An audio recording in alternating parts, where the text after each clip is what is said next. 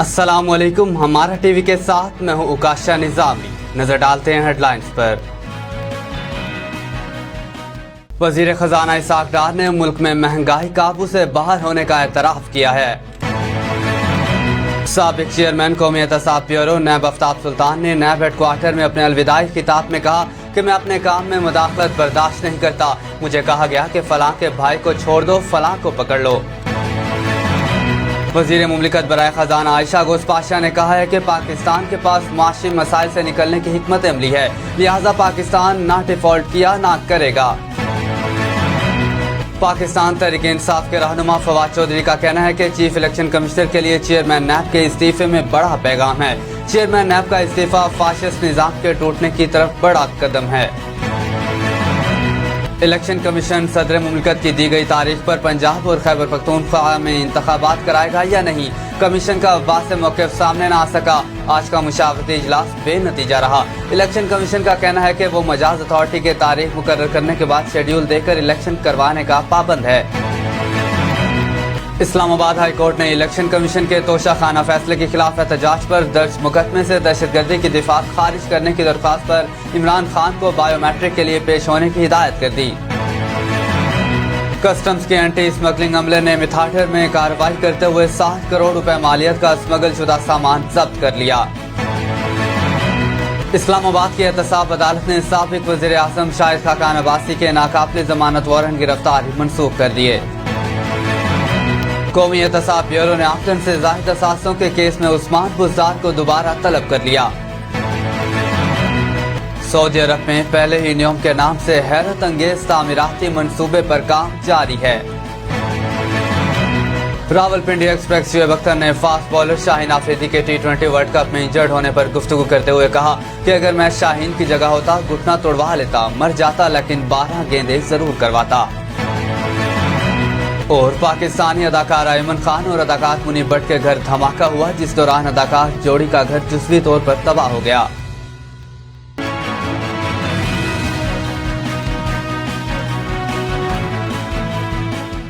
Headlines आपने जानी। Bulletin के आगाज में बात करें, आपको बताएं वजीर खजाना इसाक डार ने कौमी असम्बली में बयान दिया कि ज़िमनी मालियाती बिल के हवाले से अरकान की तजावीज़ को सराहते हैं, लेकिन ज़िमनी मालियाती बिल मजबूरी के तहत लाना पड़ा। मैं ऐवान की ज़िमनी फाइनेंस बिल पर बहस में हिस्सा लेने का मशकूर हूँ। उन्होंने मजीद कहा कि मुअज़्ज़िज़ अरकान के बजट तजावीज़ पर गौर किया है। हमें भी टैक्सेस लगाने का कोई शौक नहीं, इजाफी टैक्सेस की कम से कम शरह रखने की कोशिश की है।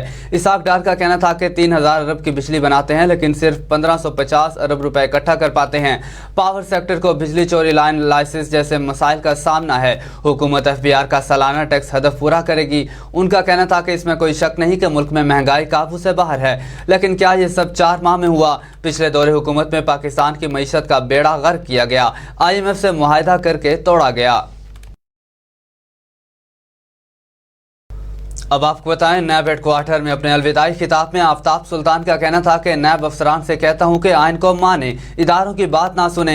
मुझे कहा गया कि फलां के भाई को छोड़ दो, कहा गया कि फलां शख्स को पकड़ लो, उसके पास एक प्लॉट है, अपनी अरबों रुपए की प्रॉपर्टी, और एक प्लॉट वाले को पकड़ लूँ। आफ्ताब सुल्तान का कहना था कि नैब को ईमानदारी से चलाया है, किसी की मदाखलत कबूल नहीं है।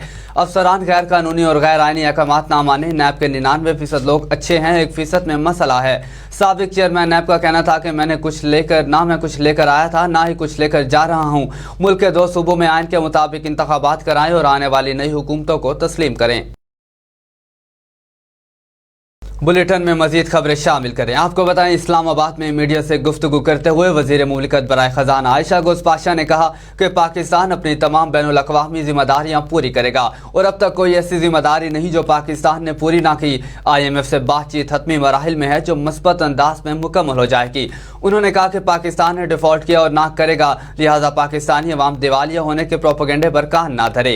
पाकिस्तान ने IMF के कहने पर तमाम पेशगी इकदाम कर लिए हैं। पार्लियामेंट ने 170 अरब रुपए का मिनी बजट पास कर लिया, जिसके नोटिफिकेशन भी जारी हैं। अब आपको बताएं कि एक बयान में फवाद चौधरी का कहना था कि आफ्ताब सुल्तान ने अपने काम में मुदाखलत के खिलाफ इस्तीफा दिया।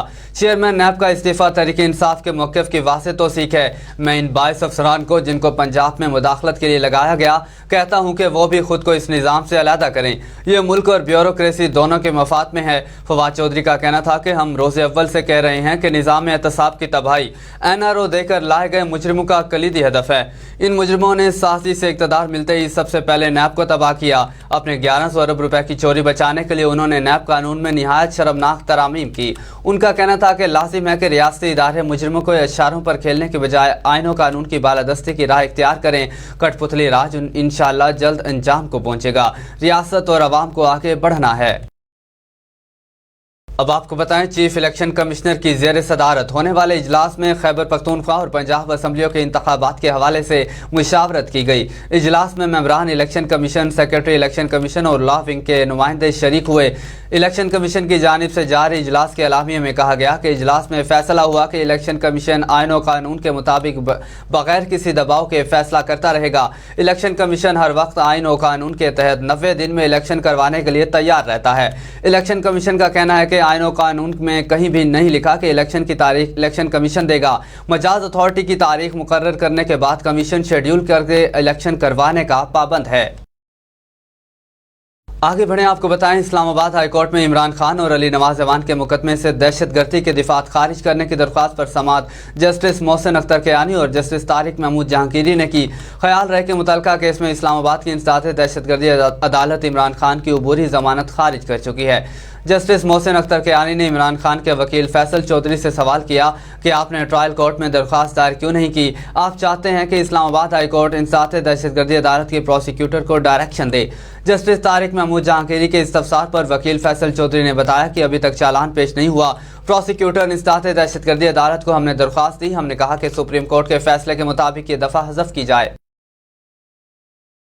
अब आपको बताएं, तर्जुमान पाकिस्तान कस्टम्स के मुताबिक टीम ने मेथाटर के इलाके में गोदाम पर छापा मारा, जहां कार्रवाई कई घंटे तक जारी रही, जबकि इसी दौरान 7 करोड़ रुपए मालियत के स्मगल शुदा अशिया जब्त की गई। तर्जुमान के मुताबिक बरामद सामान में गैर मुल्की सिगरेट, इंडियन गुटखा और फ्लेवर्ड तंबाकू शामिल है। तर्जुमान ने बताया कि जब्त शुदा सामान कस्टम्स के एंटी स्मगलिंग स्क्वाड सेल मुंतकिल कर दिया गया, जबकि मुल्जिमान के खिलाफ कस्टम्स एक्ट के तहत मुकदमा दर्ज कर लिया गया है।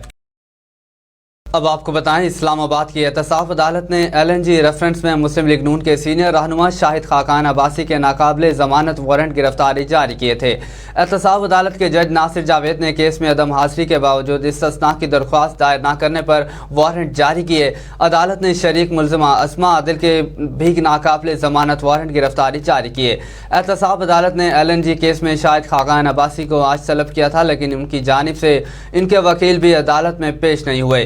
बाद शाहिद खाकान अब्बासी के वकील जफरुल्लाह की जानिब से एहतसाब अदालत में वारंट मनसूख करने की दरख्वास्त दायर की गई, जो एहतसाब अदालत के जज नासिर जावेद ने कबूल कर ली। अदालत ने साबिक वज़ीर आज़म शाहिद खाकान अब्बासी और अस्मा आदिल के वारंट की गिरफ्तारी मनसूख कर दिए। आगे बढ़े, आपको बताएं, ज़राए के मुताबिक साबिक वज़ीर आला पंजाब उस्मान बुज़दार को 22 फरवरी को प्रॉपर्टी इनकम और अखराजात की तफसीलात के साथ पेश होने की हिदायत की गई है।